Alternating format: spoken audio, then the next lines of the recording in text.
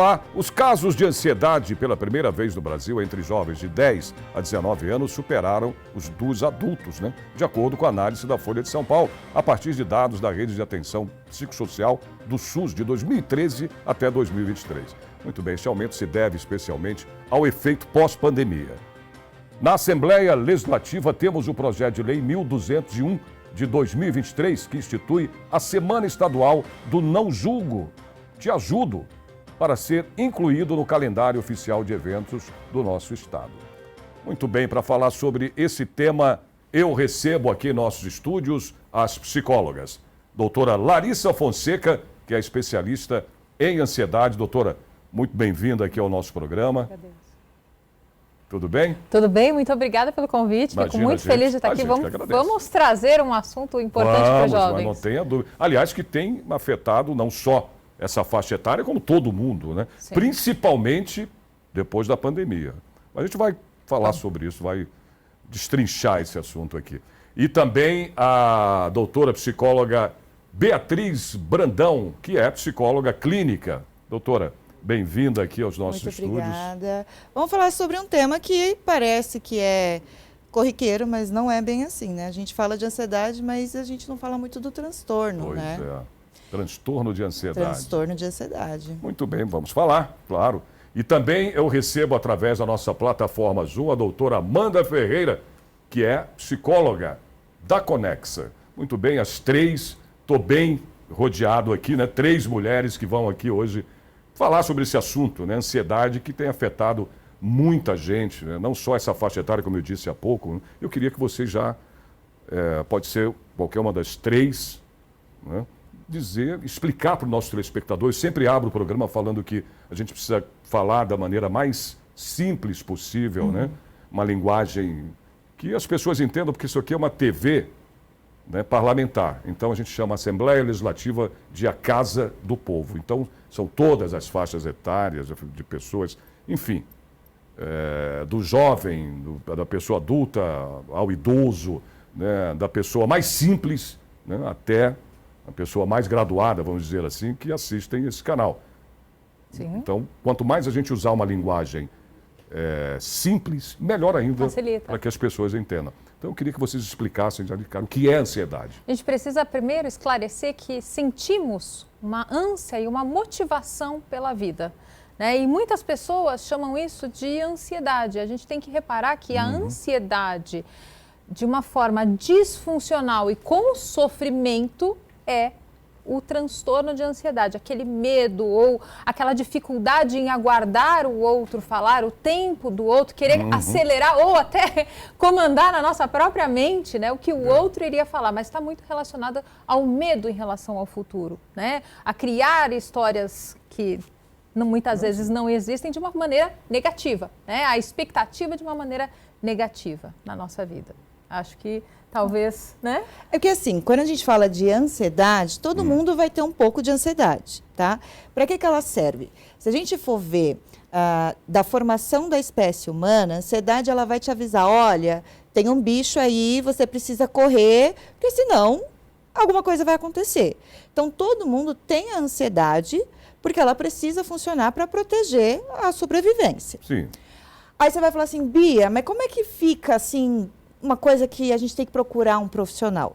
A partir do momento que ele se torna um transtorno de ansiedade, é quando ele começa a atrapalhar a sua vida.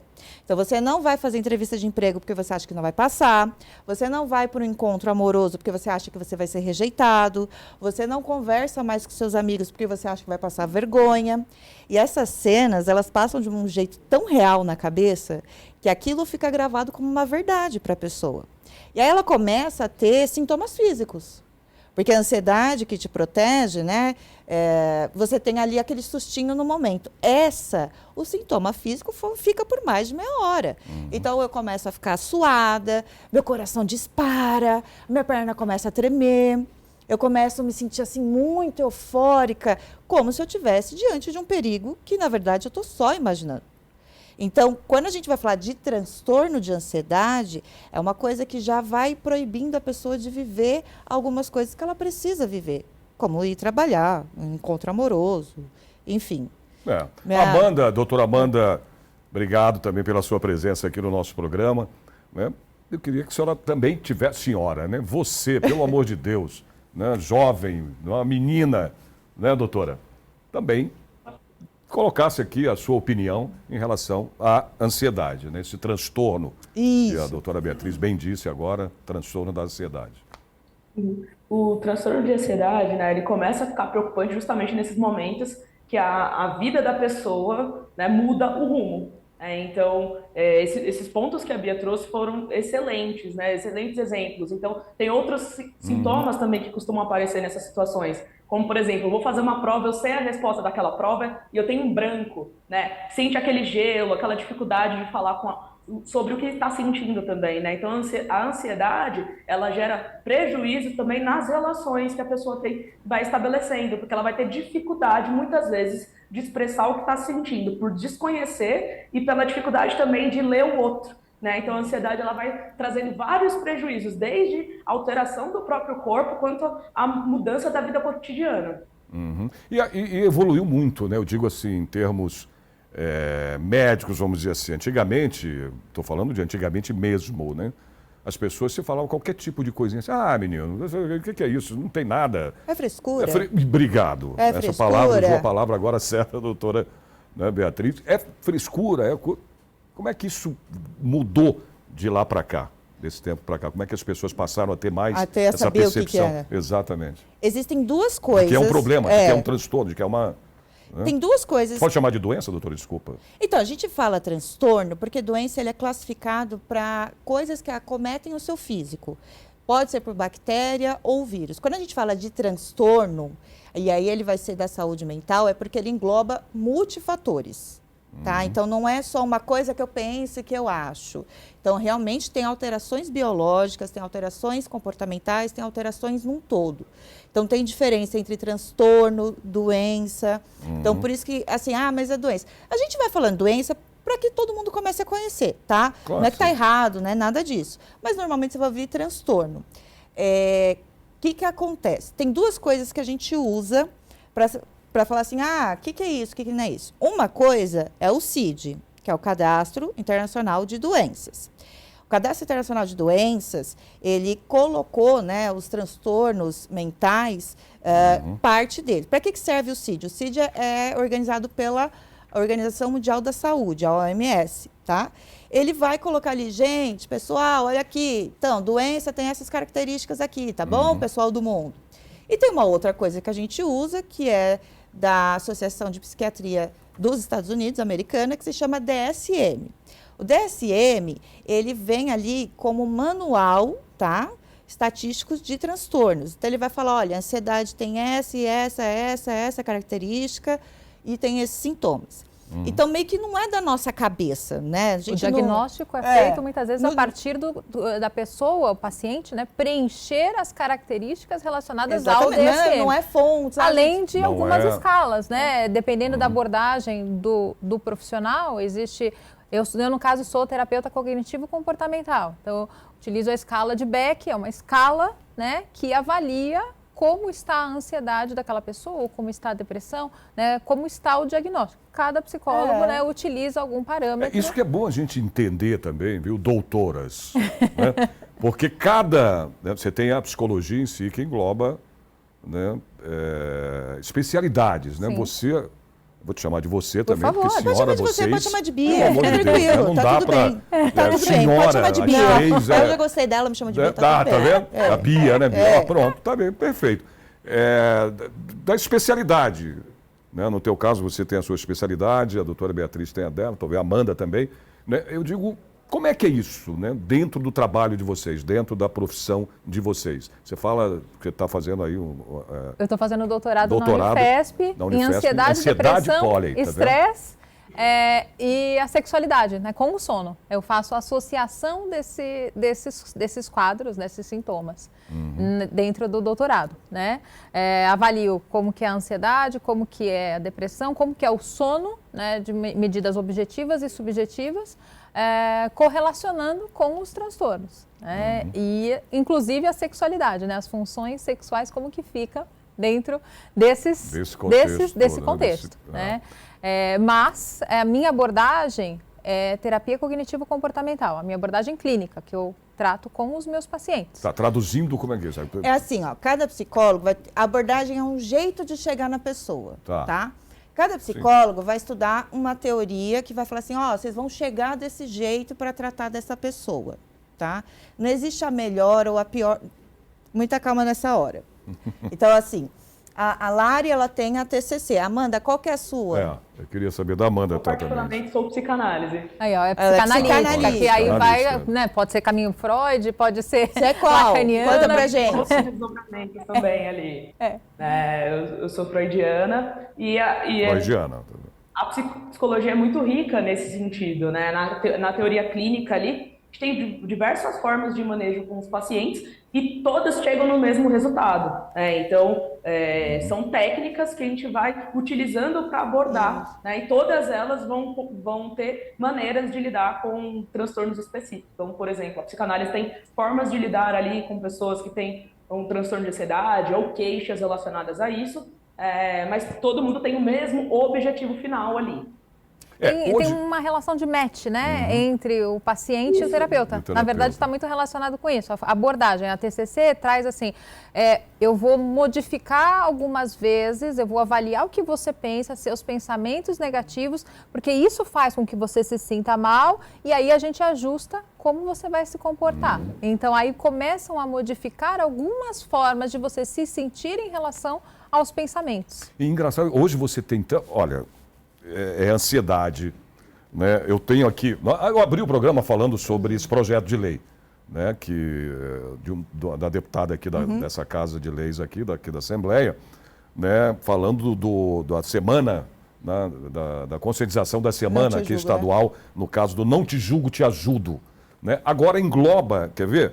Olha só o artigo dele diz aqui, é o que tem acontecido direto com essa juventude, não só com eles, mas mais... E eu queria saber até de vocês depois o porquê. Mas diz o quê? Ó? Um dos artigos, divulgar esse projeto de lei é para isso também. Divulgar as diversas formas de transtornos psicológicos, como depressão, síndrome do pânico, que é o que eu queria até falar com vocês, a gente comentar, porque tem acontecido isso demais. Você vê muitos jovens com síndrome do pânico, gente. É uma coisa que se fica meio... Ansiedade, angústia, né, claro, e outros pensamentos intrusivos e as suas consequências, né, para a saúde mental e emocional dos indivíduos. Olha que absurdo, dos indivíduos, como a automutilação e os pensamentos, gente, de suicídio. Olha isso. E a gente precisa envolver aí também as crises de ansiedade, que são tão recorrentes e acontecem bastante. E muitas vezes a pessoa se dá conta que ela tem um quadro de ansiedade a partir de uma crise que ela sente. Mas como perceber, ali no caso, que você está com esse transtorno de ansiedade? Não é do nada. Não é do nada. Não é, Amanda? Não é lá? Não é do nada. É assim, ó. Não é igual para todo mundo também, tá? Então, a pessoa ela vai começando a ter uma insônia, alteração de apetite. Então, você falou se eu estou com isso em casa. Ou ela come demais, ou ela come de menos. Aí ela começa ali ter uma sensação muito ruim. Sabe quando você está ali num precipício, você tem aquela sensação no corpo inteiro? E isso vai aumentando, né? Pode ser muito rápido, para algumas pessoas acontece em uma semana. Mas assim, há sinais, tá? Então, normalmente começa pelos físicos, que na verdade os pensamentos ficam mais difíceis da gente poder voltar e ver quando começou. Por isso que pelo menos eu uso o marcador do físico, né? Quando é que você ficou com insônia? Quando é que você começou a pensar demais para dormir? Quando é que você deixou de ir trabalhar por causa disso? Porque o sono é um sinal extremamente significativo. Quando a gente tem uma situação estressante, quando a gente tem, né, começa a ter um adoecimento mental, a gente tem um comprometimento no sono. Tá? E o comprometimento no sono, ele também traz um diagnóstico relacionado à ansiedade. Então, o sono, a falta de sono te traz questões emocionais as questões emocionais te traz o problema no sono. Não, isso afeta tanto profissionalmente, no trabalho. Sim. Às vezes você não tem, eu digo assim, você percebe, você olha, você não tem nada. Não é uma coisa assim que, eu digo olhando... A pessoa disfarça bem. Para a pessoa. Aí você começa, não, mas eu não estou conseguindo dormir direito, não consigo, tá, insônia, né? Isso afeta... É uma sensação de como se você estivesse em perigo constante. Só que é o perigo da sua cabeça. Você começa a pensar em coisa. Como se a gente estivesse aqui e eu estivesse pensando assim, a Amanda não está gostando de mim. A Amanda agora balançou a cabeça. A Larissa não está olhando. E aí isso começa a tomar uma proporção tão grande que eu posso vir ter uma crise de ansiedade. Aí eu começo com suor nas mãos, eu começo com taquicardia, tem muitas pessoas que têm ânsia de vômito, enjoos muito fortes, às vezes a gente tem dores de cabeça. Para cada pessoa mobiliza alguns sintomas específicos, mas agravantes, né? Por exemplo, né? Às vezes a gente percebe vermelhidões na pele em situações estressantes. E aí a pessoa, quando ela tem crise, ela fica com parece uma crise alérgica na pele. É claro que antes de chegar num diagnóstico de ansiedade, precisa ser feita toda uma avaliação clínica, médica, para ver se a pessoa não tem nenhuma outra comorbidade ou se ela não toma alguma medicação que traga esses sintomas. Mas eliminado toda essa parte clínica, né, diagnóstica médica, fisiológica, aí esses sintomas físicos são decorrentes ao estresse elevado, ao cortisol elevado e ao transtorno de ansiedade. Doutora Amanda, então me diga como é o diagnóstico, né, de um transtorno, de uma pessoa com transtorno de ansiedade. Como é que é feito? Bom, o manual de doenças psiquiátricas do DSM, ele traz alguns pontos. Então, a gente vai olhar a quantidade de tempo ali, né? Quanto tempo aquele sintoma está aparecendo na vida da pessoa, o nível de prejuízo que está gerando na vida da pessoa, hábitos da vida dela. Então, por exemplo, está se alimentando bem ou não, está comendo muito ou não, o que mudou ali na rotina dela. Então, a ansiedade, ela costuma trazer várias alterações no cotidiano. Então, vai olhar, principalmente também, preocupações excessivas. Então, desde o exemplo que a Bia trouxe, né, de o que os outros estão pensando de mim, e quanto a querer conferir pequenas coisas e começar a entrar num parafuso ali, diário, de, bom, eu tenho que me antecipar porque pode acontecer isso em tal reunião, pode acontecer tal coisa na hora que eu for apresentar um trabalho, e aí o grupo pode até mesmo falar, não vai acontecer nada disso, está tudo preparado, a gente lidou com essa situação. Aparece um outro problema, né? Então, a ansiedade, ela é o tempo todo tentando antecipar um problema, né, que nem existiu ainda. Isso vai ser olhado, dinâmicas de sono em relação com os pares. Então, o tempo vai contar muito. Então, assim, a gente vai olhar a relação daquela pessoa, tem algum evento ali recente que ela passou que foi mais difícil, algum trauma recente, a gente precisa ser analisado, as condições ali de vida, para a gente conseguir fechar um diagnóstico. Então, o diagnóstico de ansiedade, ele nunca é tão simples assim de, a gente vai pegar um sintoma e esse um sintoma vai justificar tudo isso. Então, vai ter que olhar caso a caso, como cada pessoa tem reagido, né, e de acordo com os critérios ali do manual, do DSM-5. Tá, mas quais são, por exemplo, os mais comuns? Os sintomas mais comuns? Dor de cabeça, né? Insônia, sudorese. Tem pessoas que relatam ali uma sensação de taquicardia. Não é tão comum, mas tem pessoas que têm esse relato. E também questões ali gastrointestinais. Tem pessoas que sentem mais dificuldade na hora de comer. Esses sintomas costumam aparecer também. Então, por exemplo, diarreias, coisas desse tipo. Você quer saber da cabeça? O que fica na cabeça? Então vamos lá. Por exemplo, o que fica na vou cabeça. falar um dia mais ou menos de uma pessoa ansiosa, tá?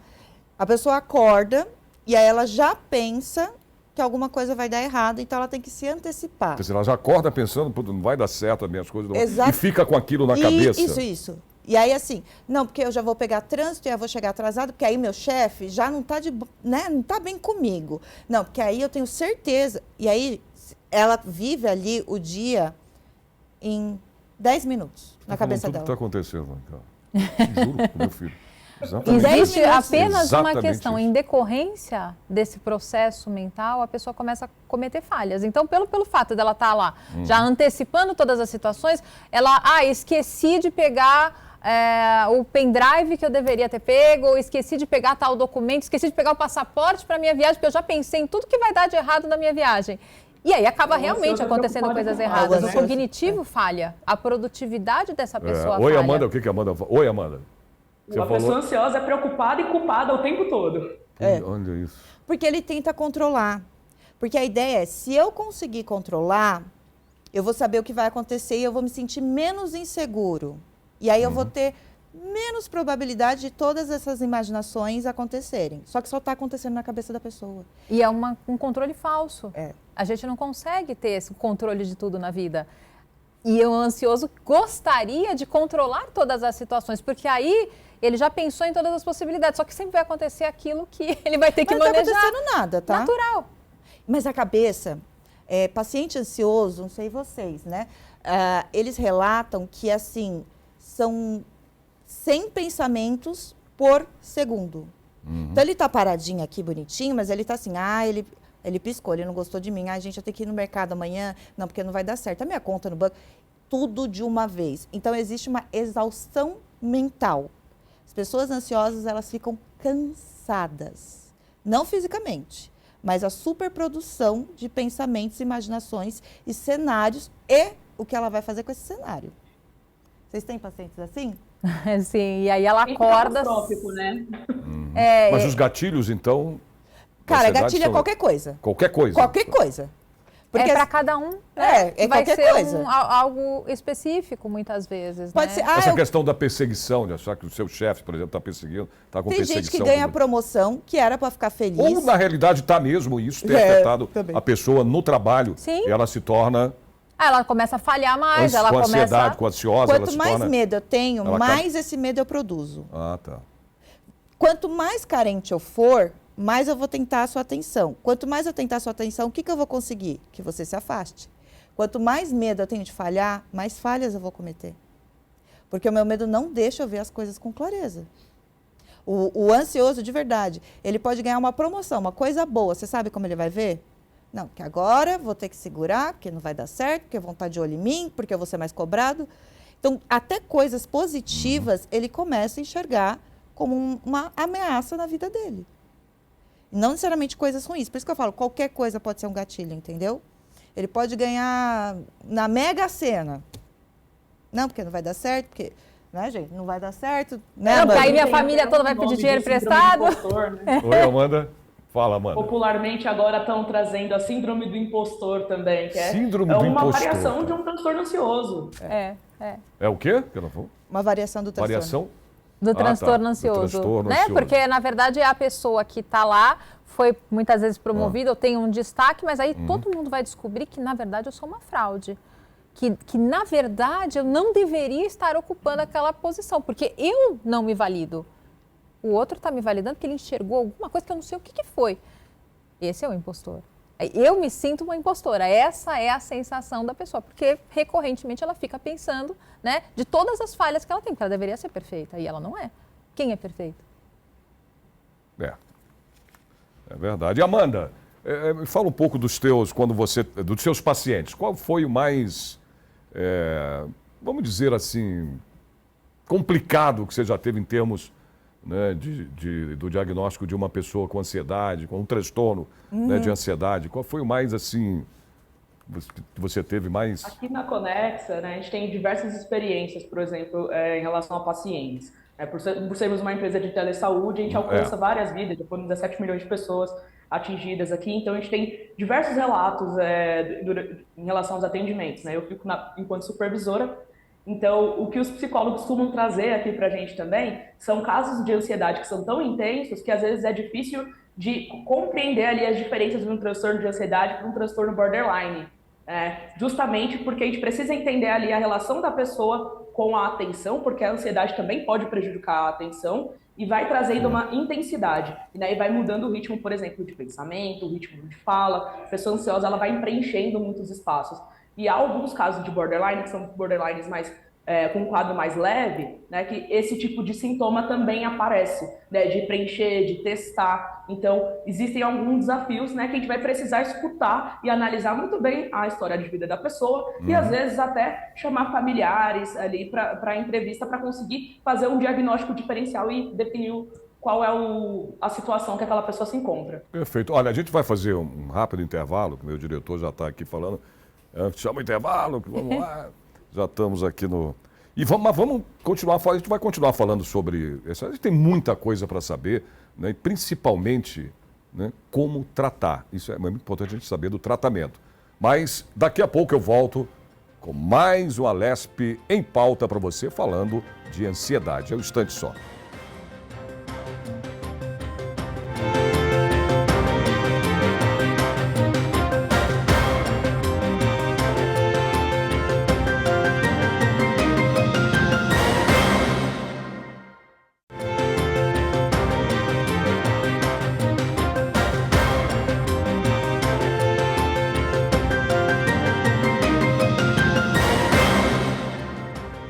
Muito bem, estamos de volta com a Alesp em pauta, hoje batendo esse papo aqui, conversando sobre esse tema, né, importantíssimo, que é a ansiedade. Eu estou com as doutoras aqui, estou com a doutora Amanda, a doutora Larissa e a doutora Beatriz, psicólogas aqui, que estão dando essa aula aqui para a gente, né? Uma aula aqui sobre esse transtorno que é a ansiedade.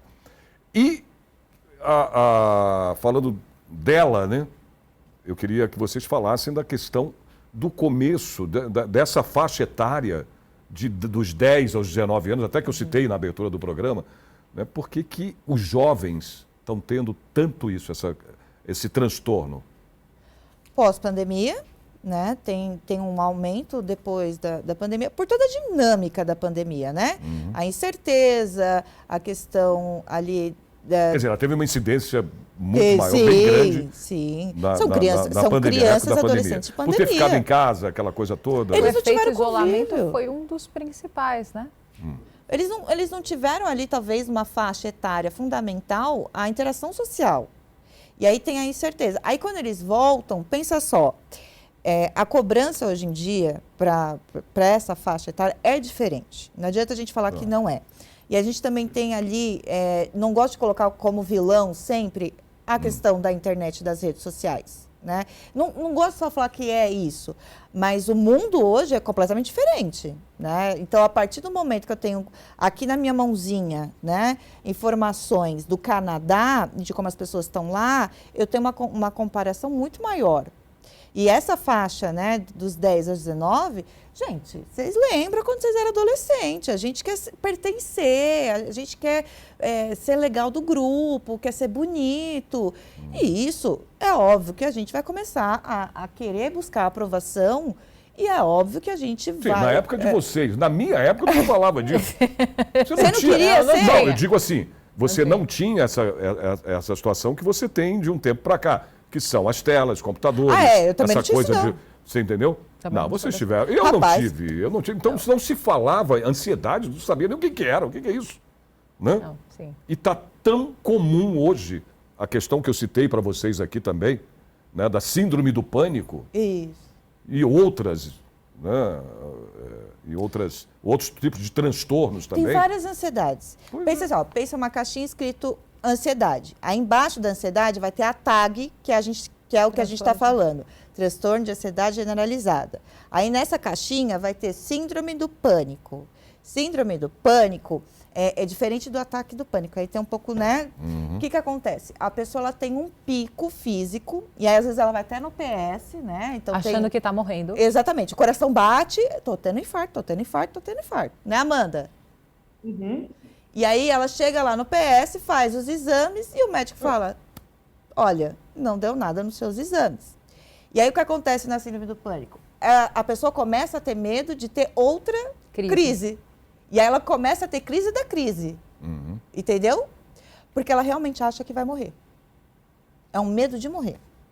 Então aí isso faz com que ela não saia de casa, isso faz com que ela não queira fazer as coisas na vida dela, não consiga fazer as coisas na vida dela, porque ela tem medo de ter uma crise e não saber o que fazer. Vamos falar do tratamento. Amanda, eu quero que a Amanda fale para a gente aqui, né, sobre a questão do tratamento. Falar de medicamentos, em tudo, né, se existem os medicamentos que possam, né, ajudar no tratamento. Eu queria que a Amanda falasse sobre isso.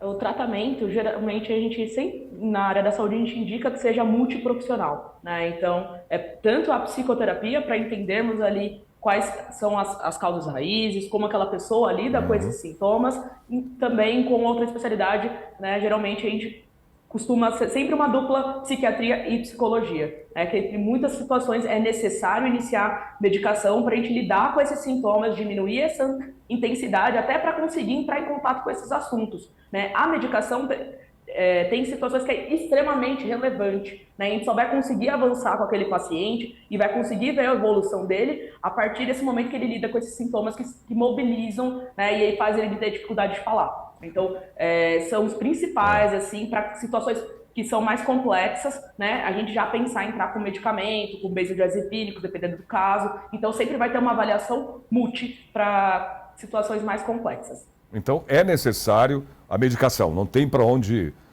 você fazer um tratamento mais o termos que é de cabeça, necessário, fundamental, é o tratamento psicológico. Porque mesmo que a pessoa utilize o medicamento, ela não vai modificar muitas vezes o que ela pensa, os receios que ela tem, as angústias que ela tem. Então, assim, o medicamento ele vai talvez atenuar um pouco o sofrimento, mas em algum momento isso precisa ser aumentado. Então, o ajuste fundamental é na psicoterapia.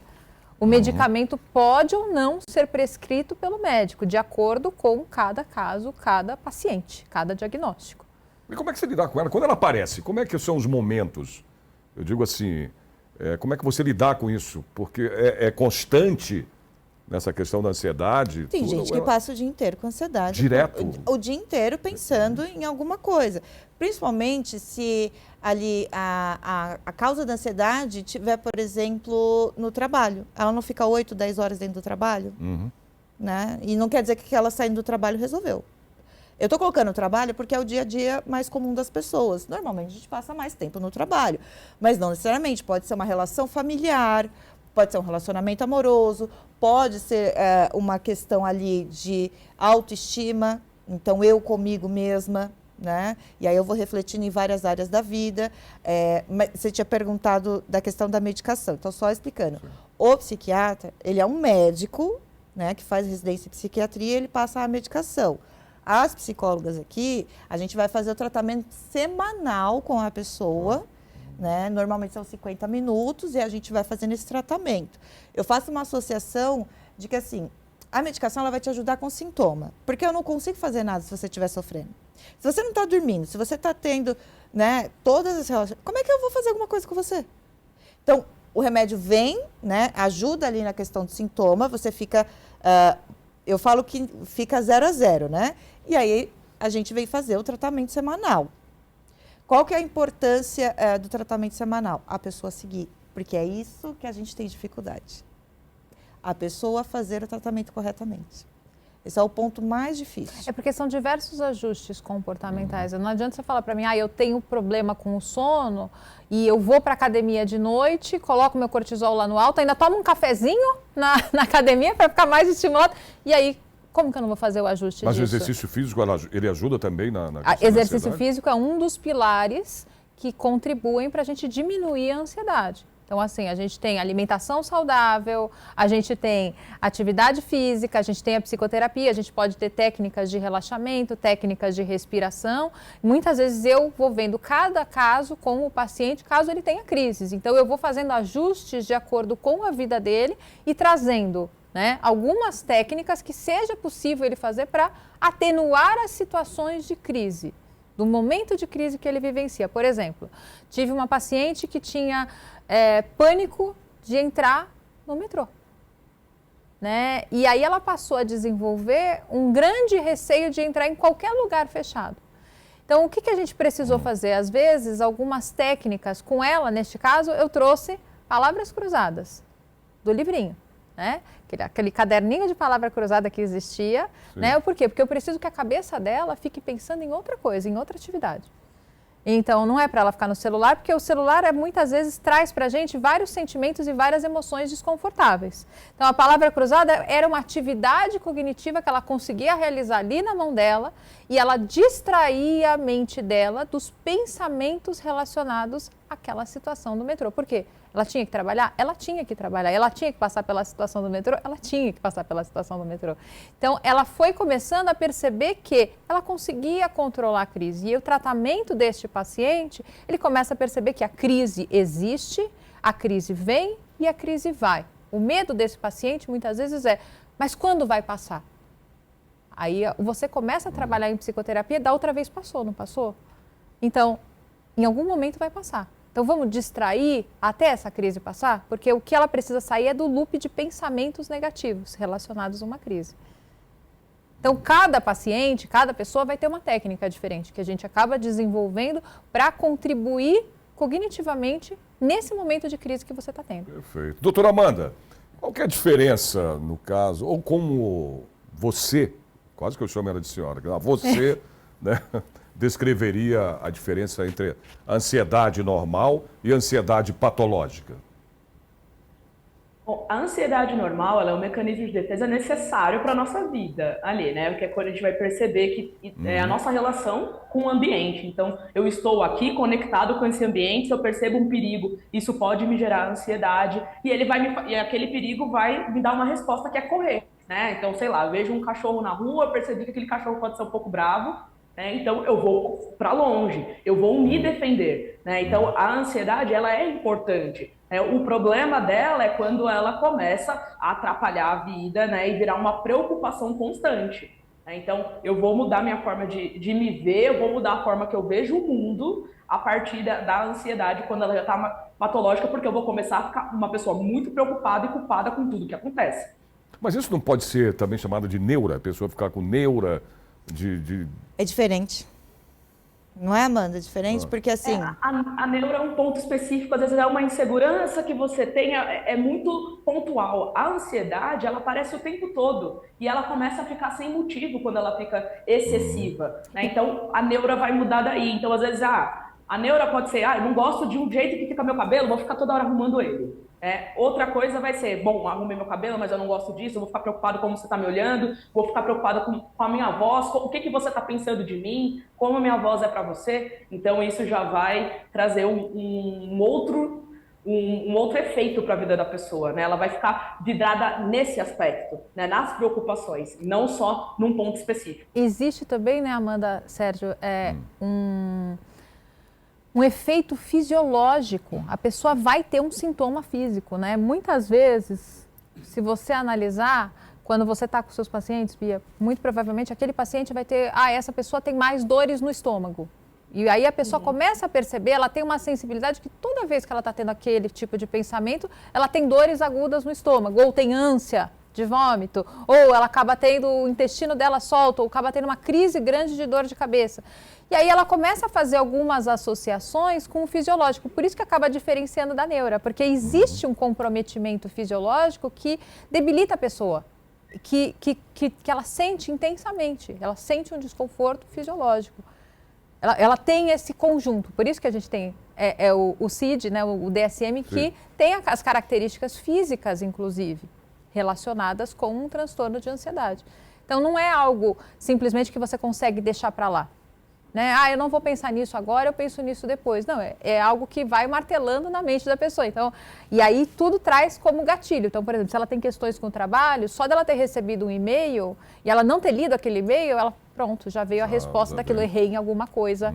Né? Às vezes só o barulhinho da mensagem, a pessoa já começa a ter fobia daquele barulho, começa a desenvolver um outro quadro associado à ansiedade. E isso também, eu quero voltar na questão também de novo da pandemia, né? Porque as pessoas passaram, né? Muita gente passou, elas passaram a trabalhar home office, tá?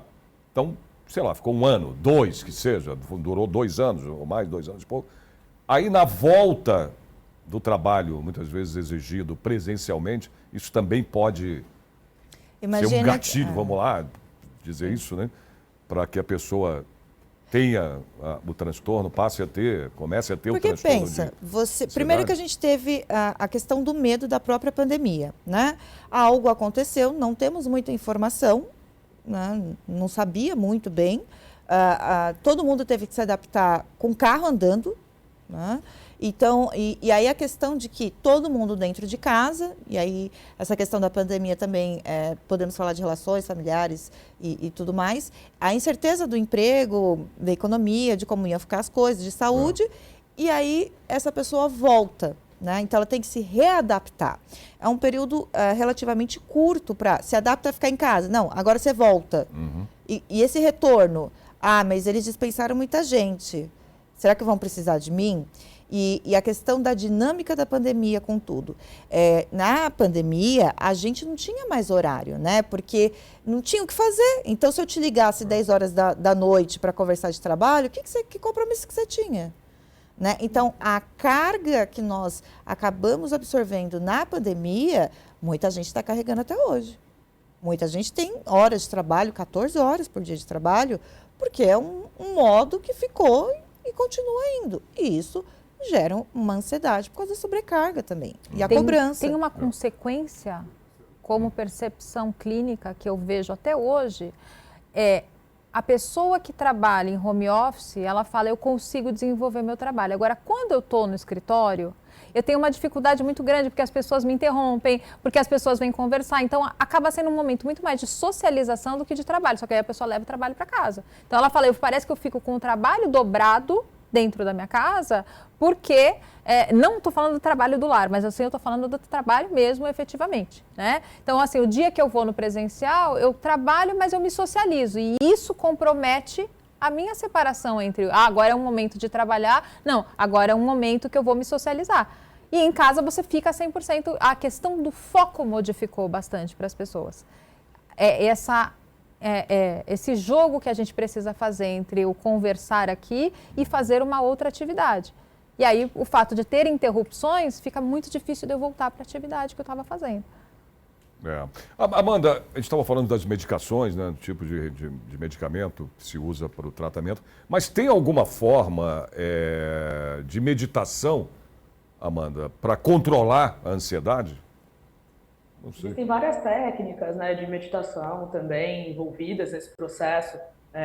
Então, vai variar de abordagem teórica da psicologia para fazer esse acompanhamento com as técnicas, mas tem desde da forma de você lidar com a respiração, existem técnicas específicas para respiração, mindfulness também, né? Então, todas essas abordagens vão ser avaliadas junto do terapeuta, né, que estiver aplicando esse tipo de técnica para olhar qual é a melhor situação e é o mais indicado para cada caso.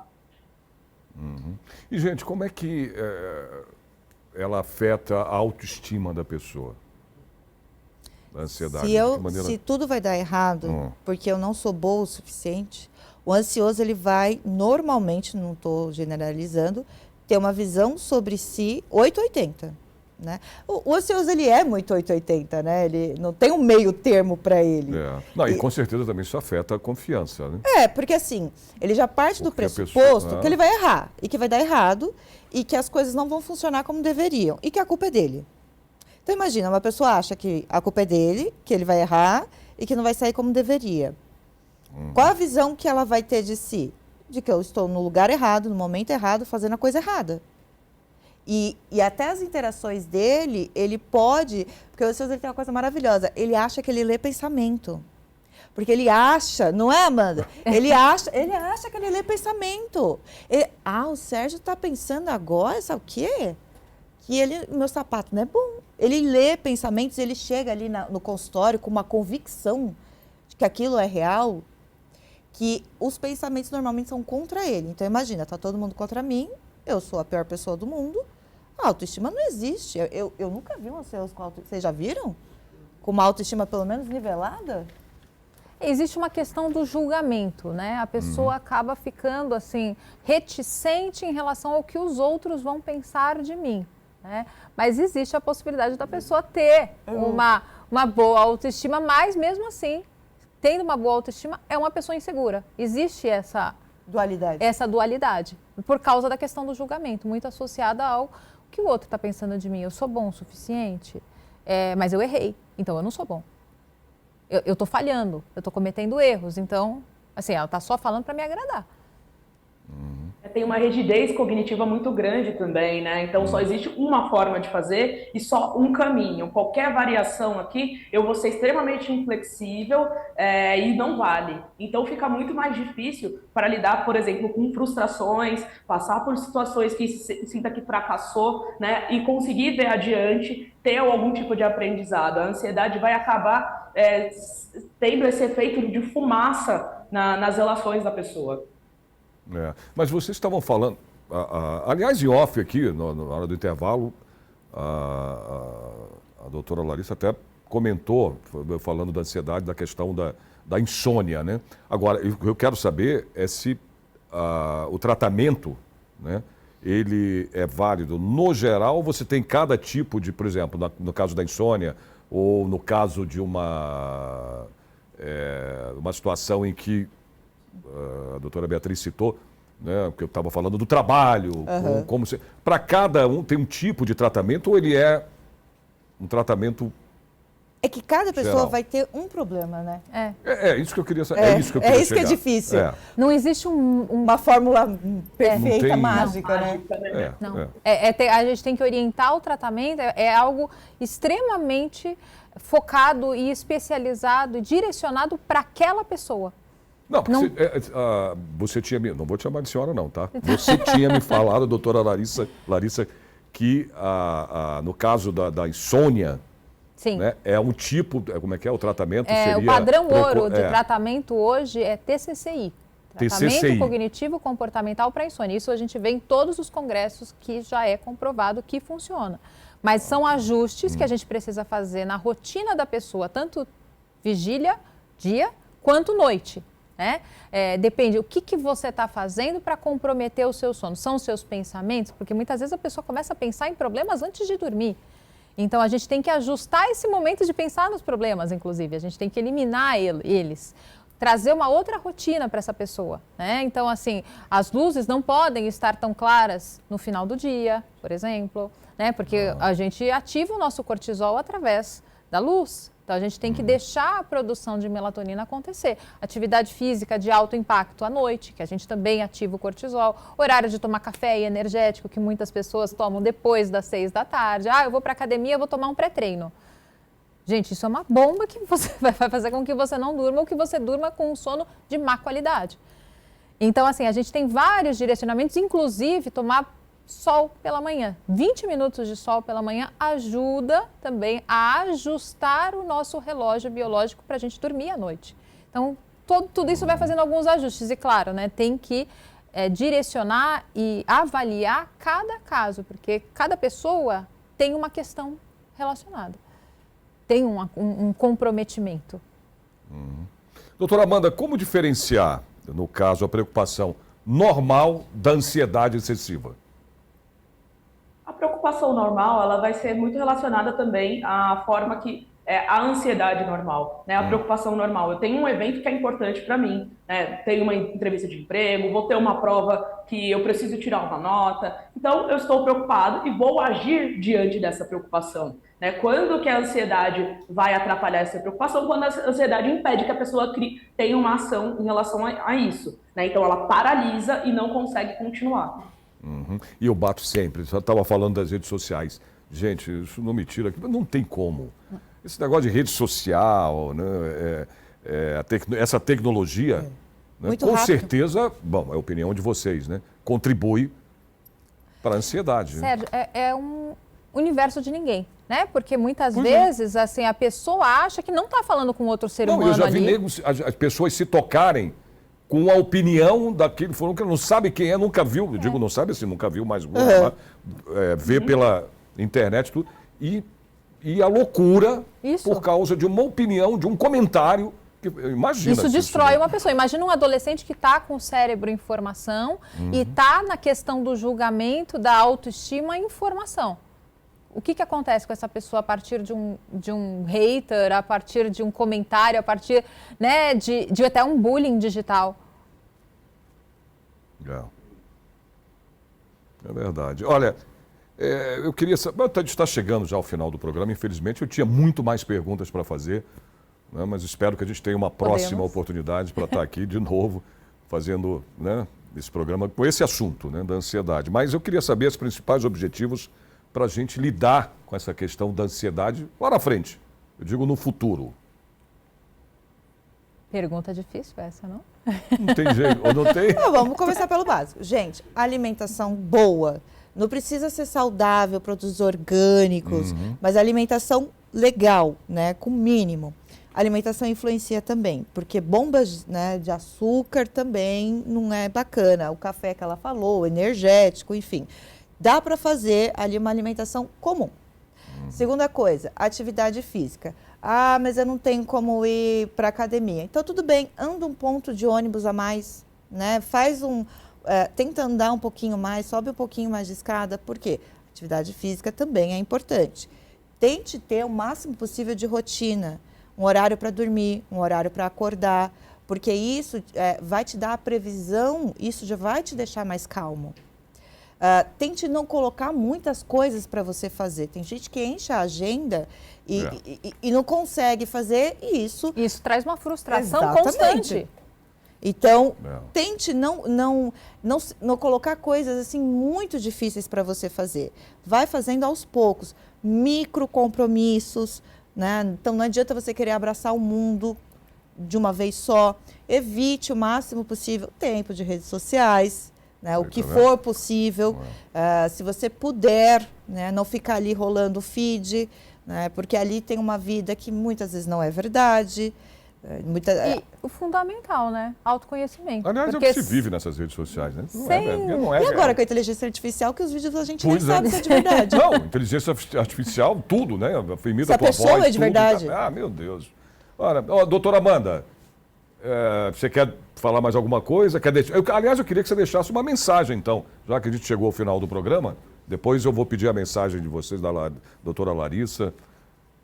Tudo bem? A ansiedade, basicamente, a gente precisa trabalhar ali com ressignificar, né? Várias coisas da vida da pessoa, desde a forma que ela se vê, a forma que ela lida com os desafios, né? Para a gente conseguir entender esses padrões ansiosos. Mas tudo isso é possível também com rede de apoio, né? Isso é fundamental para lidar com qualquer questão de transtorno mental, não só a ansiedade. Então, a gente pensar na qualidade das relações que a gente tem, que tipo de vínculo a gente quer ter com os pares, que ambiente a gente está vivendo, né? A relação com a comunidade é extremamente importante para a gente se sentir seguro e também contar com a rede de saúde sempre que for necessário, né? A ansiedade vai algumas vezes atrapalhar essa percepção, então saber reconhecer também os próprios limites, né? Ressignificar a noção de que a gente não tem limite, que a gente consegue fazer tudo, né? Nem sempre vai conseguir, então conseguir direcionar as próprias demandas para a gente ter uma forma de viver mais saudável. Doutora Larissa, suas considerações, sua mensagem, quer Vamos deixar lá. Viver nosso telespectador? com ansiedade é conviver com frustrações constantes. Isso acaba sendo extremamente recorrente na vida de uma pessoa ansiosa. Então, a gente precisa, em terapia, entender e compreender que tudo bem eu cometer algumas falhas, tudo bem eu errar em alguns momentos. Isso faz parte do viver e isso faz parte de existir um amanhã. E conseguir conviver com tudo isso com felicidade, porque se a pessoa com ansiedade consegue começar a perceber as situações positivas, isto foi ruim, mas e o que foi bom? O que teve de bom? Porque a pessoa com ansiedade deixa de ver a beleza da vida, deixa de ver as coisas boas que acontecem, ela só pega o fragmento do ruim. Então, na terapia a gente começa a ensinar a pessoa a enxergar estes outros fragmentos do positivo. Entendi, perfeito. Doutora Beatriz falou, mas você quer deixar alguma mensagem para o nosso Caso você tenha qualquer alteração, pode ser física ou de pensamento, procure ajuda. Não tenha vergonha, não tenha preconceito. Acho que o propósito hoje é divulgar, né? E assim, você ter alguma dificuldade não é motivo de você ter vergonha. Tem ajuda, né? Eu não te julgo, eu te ajudo. Aí, viu? Que é o projeto de lei do nosso deputado, que a gente espera aqui, né, que seja aprovado pelo Executivo, para você passar para o Executivo, para poder ser aprovado pelo nosso governador aqui e virar uma lei. Sim. Essa é a verdade. E tenho certeza que vai acontecer. Sim. Gente, obrigado. Doutora Amanda, obrigado pela sua participação aqui no nosso programa. Muito obrigado. Doutora, Eu agradeço, a Conex agradece o imagina, espaço. a gente é que agradece. Doutora Beatriz, obrigado Obrigada. pela participação. Doutora Larissa também. Obrigada, Sérgio. E espero que a Eu gente se agradeço. encontre mais uma vez, Com porque ainda certeza. tinha muita coisa para a gente abordar aqui sobre esse assunto, tá bom? Mas numa próxima eu tenho certeza que vai dar certo. Só chamar que estaremos. Oh, com certeza vamos chamar. Obrigado pela participação de vocês. O Alesp em Pauta de hoje termina aqui. Espero vocês no próximo programa. Até.